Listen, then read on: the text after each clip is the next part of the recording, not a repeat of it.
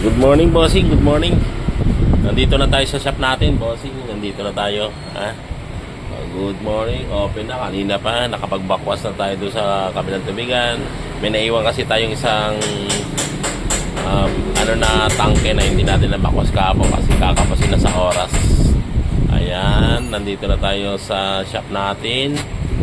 Open na tayo. Meron na tayong benamano na dito. May benamano na tayo dito eh. Ito. Nagpalit ng shock, bossing, putol. Supremo. Yan o, yun o.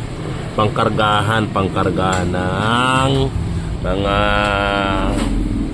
kahoy na coco lumber. Ayan.